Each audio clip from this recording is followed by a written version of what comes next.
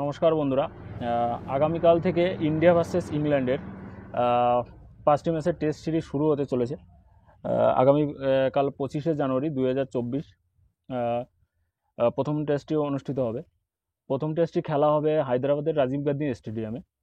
চলুন দেখে নেওয়া যাক প্রথম দুটি টেস্টের জন্য কি স্কোয়াড অ্যানাউন্স করা হয়েছে, কারণ খুব সম্ভবত বিরাট কোহলি দুটি টেস্টই খেলবেন, তারপরে পার্সোনাল রিজনের জন্য উনি ছুটি চেয়েছেন।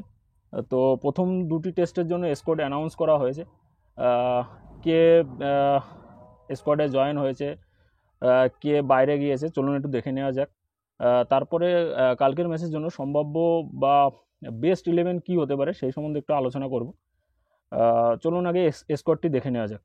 Rohit Sharma captain, Jaiswal, Virat Kohli, Shubman Gill, Shreyas Iyer, KL Rahul wicket keeper, KS Bharat wicket keeper, Dhruv Jurel wicket keeper, Ravichandran Ashwin, Ravindra Jadeja, Axar Patel, Kuldeep Yadav, Mohammed Siraj, Mukesh Kumar, Jasprit Bumrah vice captain, আর আবেশ খান। 15 সদস্যের স্কোয়াড এটা প্রথম দুটি টেস্টের জন্য। এরপর আবার হয়তো চেঞ্জ হবে, কারণ বিরাট কোহলি থাকবেন না, নতুন কোন প্লেয়ার আসে দেখা যাবে। কালকের ম্যাচের জন্য সম্ভাব্য 11টা কী হতে পারে, প্লেয়িং 11 সেই সম্বন্ধে একটু আলোচনা করব। চলুন আগে প্লেয়িং 11টা একটু দেখে নেওয়া যাক কী হতে পারে বেস্ট 11। রোহিত শর্মা জয়সওয়াল ওপেনিংয়ে, শুভমন গিল 3 নম্বরে, বিরাট কোহলি 4 নম্বর, অবভিয়াসলি বিরাট কোহলি 4 নম্বরই, শ্রেয়াস আয়ার 5 নম্বর, 6 নম্বর উইকেট কিপার 3 জনকে স্কোয়াডে সামিল করা হয়েছে। তো 3 জনের মধ্যে কাকে চান্স দেওয়া হবে সে সম্বন্ধে এখনও কোনো আইডিয়া নেই। তারপরে আমার কাছে মনে হচ্ছে যে কেএল রাহুলের ক্লাস, যতই সে ঋষভ পান্ত যতদিন না আসছে, আমার মনে হয় কেএল রাহুলই স্কোয়াডে থাকবেন এবং প্লেইং 11-এ ফার্স্ট চয়েস হিসেবে সে প্রথম আসবে। এছাড়া কেএস ভরত আছে, ধ্রুব জুরেল। কেএস ভরত আগেও একটি সিরিজে, হোম সিরিজে খেলেছেন, খুব একটা ভালো পারফরমেন্স ছিল না।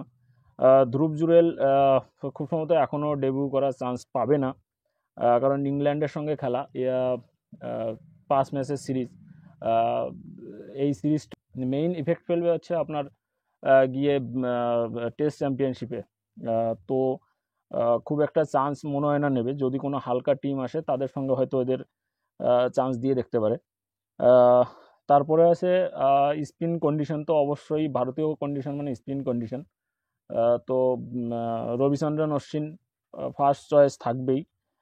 রবীন্দ্র জাদেজা এবং অক্ষর প্যাটেল দুজনের মধ্যে একজন খেলবে, আমার মনে হয় রবীন্দ্র জাদেজাই ফার্স্ট চয়েস হিসেবে থাকবে। যদি তিনটে স্পিনার খেলানো হয় তাহলে অক্ষর প্যাটেল থাকতে পারে অথবা কুলদীপ যাদব থাকতে পারে। মোহাম্মদ সিরাজ, যদি 3টি ফাস্ট বোলিং খেলানো হয় তাহলে মোহাম্মদ সিরাজ, জাসপ্রীত বুমরা আর মুকেশ কুমার সাউথ আফ্রিকায় ডেবিউ করেছে, আমার মনে হয় মুকেশ কুমারই খেলার সুযোগ পাবে। এটা হচ্ছে প্লেয়িং 11-এর সম্ভাব্য, আমার কাছে মনে হচ্ছে। দেখা যাক, কালকের থেকে শুরু হবে। কালকে ডে 1 শেষে, খেলার শেষে আমি আবার ভিডিও নিয়ে আসবো।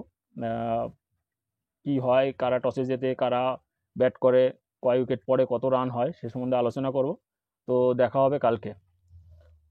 এবং আপনাদের কি মনে হয় বেস্ট 11 কি হতে পারে, কমেন্ট করে জানাতে ভুলবেন না।